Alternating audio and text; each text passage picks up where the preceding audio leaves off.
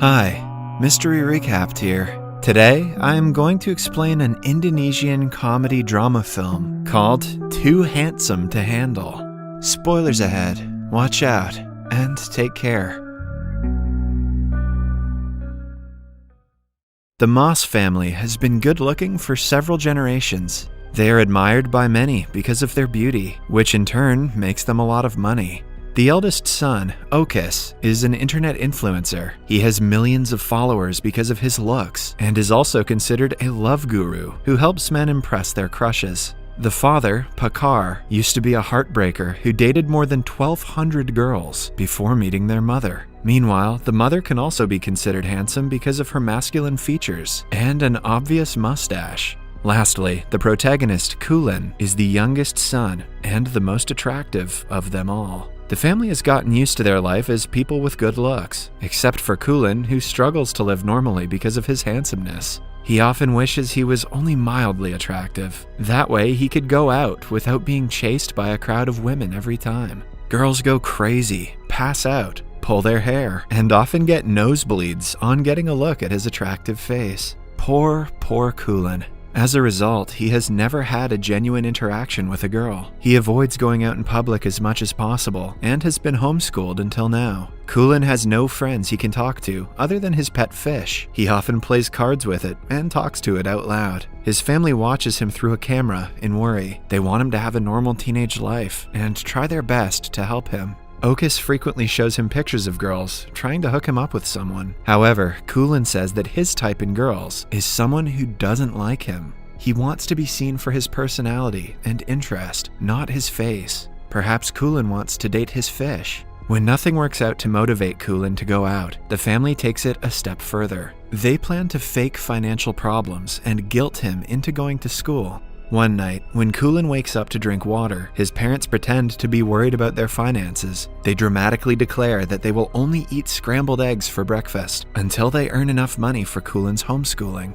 He feels awful to be causing his parents so much trouble. The next morning, he declares that he will be going to school for the upcoming semester. The family is overjoyed until he mentions that he will only go to an all-boys school. Although they would have preferred him to be able to talk to girls, they are happy to take one step at a time. A few days later is Kulin's first day at an actual school. Okis drops him off on his bike, but Kulin doesn't take his helmet off. He plans to wear it the entire day to hide the fact that he is handsome. However, the plan backfires when the helmet grabs more attention than he intended it to. Kulin quietly sits down in the last seat, but is called out by the class bully, Sidi, and his minions. When the teacher enters the classroom, she too is surprised to see a guy with a helmet. She urges him to take it off right that instant.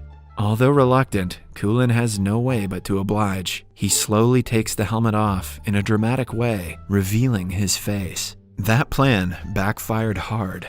In the following scene, the teacher is being loaded into an ambulance. It turns out that she started to nosebleed and hyperventilate because of Kulin's beauty. The other kids complain to the principal that the new student is too handsome to handle. Kulin runs through the hallway to go back home, but is tripped by one of the bullies.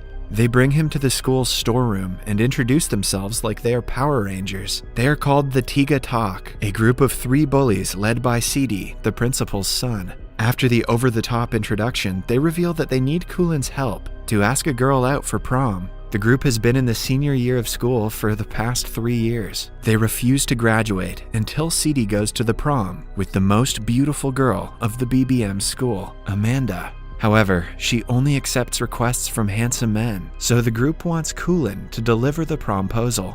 They assign an innocent guy, Kibo, to help Kulin and lead the way. Kibo has also been a victim of their pranks in the past and is obliged to do whatever the bullies say. Afterward, Kulin goes to the principal's office with Kibo to make an official complaint about bullying in school. Kibo knows what the outcome will be, but he still accompanies Kulin. The principal is troubled by his son refusing to graduate. Since Kulin's beauty gives him a chance to take Amanda to the prom, the principal wants them to do whatever the bullies say. That evening, Kulin and Kibo decide to complete the task the next day and get rid of the responsibility. Kibo is the first person who has shown kindness to Kulin, unrelated to his beauty. Although the day didn't go as planned, he is happy to have gained a friend. The next morning, they go to the BBM school, where the girls smell the presence of the boys. They are strict about not allowing ugly boys to enter the school premises. Hence, when they notice Kulin wearing a helmet, the entire school asks him to take it off. In a climactic scene, Kulin takes the helmet off, and mayhem ensues among the girls. Poor Kulin. Only a few hours later, the news makes it to the television. Clips of girls crying, bleeding through their noses, getting possessed, and jumping around are being shared all around social media. Kulin starts being known as the too handsome to handle guy. The hottest student of the BBM school and model named Amanda also hears the news and is instantly smitten with Kulin. He is the first guy who matches in beauty and status with her. She immediately makes it her mission to impress him. When the news becomes huge, a crowd of girls gathers in front of the mass residence. The family starts charging them money for a house tour.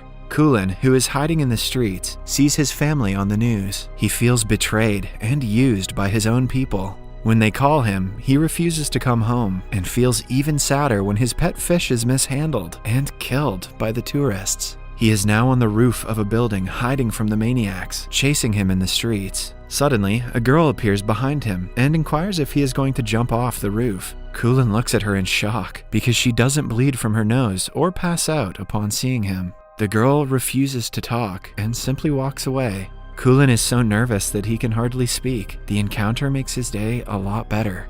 A while later, he calls Kibo, who picks him up and invites him to his home. He and his grandmother welcome Kulin to stay for as long as he wants. On walking into Kibo's room, he sees 2 rare collectible playing cards and is amazed by them. They realize that they share several common interests, and playing card collection is one of them. The following day, they visit the all-girls school to look for the girl from yesterday. While they are at it, they also meet Amanda and give her the files of the promposal sent by CD.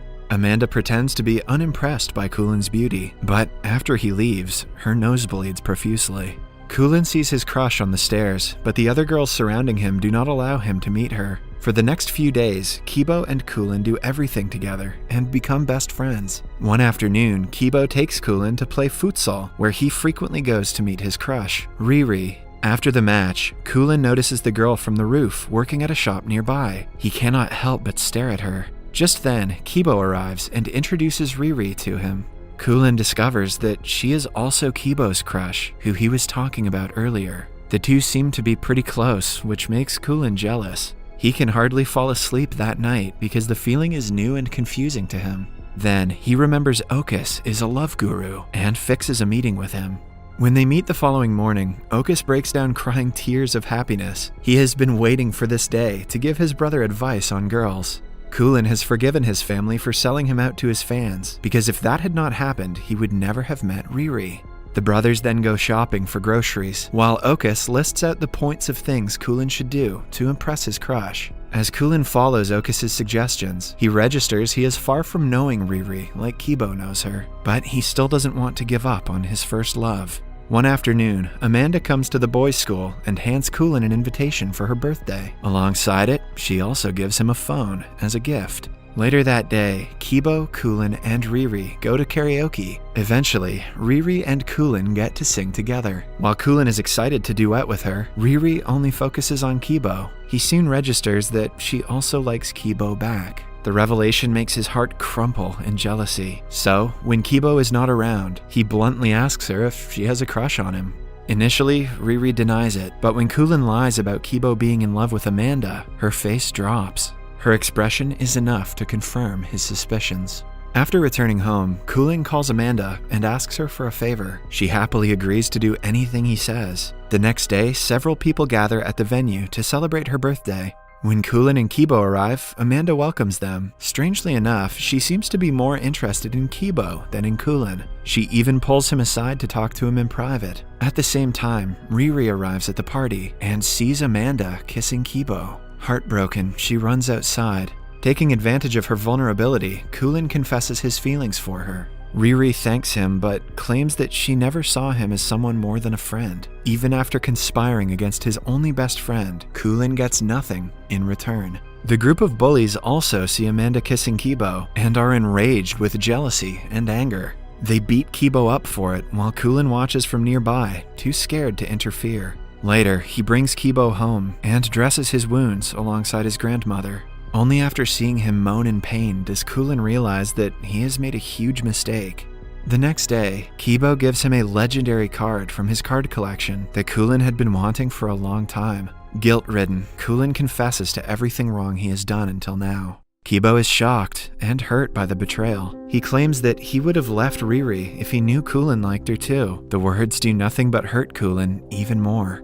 At last, Kibo orders him to get out of the house immediately. Knowing that he is in the wrong, Kulin simply leaves. He finally returns home after a month. His family is overjoyed, but the same cannot be said for Kulin. He locks himself in his room and doesn't talk to anyone. But most of all, he misses his best friend.